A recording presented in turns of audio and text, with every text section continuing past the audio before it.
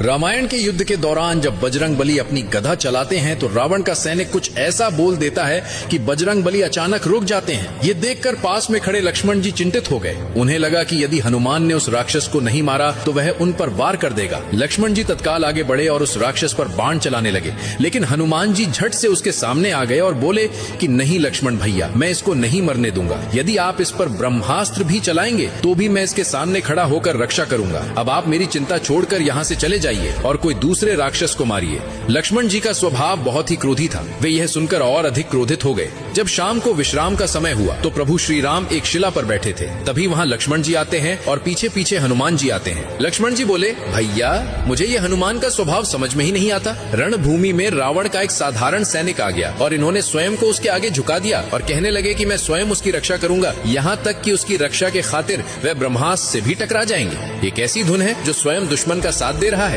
राम जी मुस्कुराए और हनुमान से पूछने लगे, हनुमान क्या हुआ तुम्हारे बल बुद्धि को? रण में अपने दुश्मन को क्यों क्षमा कर दिया? तब हनुमान जी निडरता से बोले, प्रभु जब मैंने उस पर प्रहार किया तब उसके मुख से भयवश हे राम निकल पड़ा। राम नाम सुनकर तो मैं स्वयं को भी भूल जाता हूँ, फिर चाहे कोई शत्रु ही क्यों ना हो।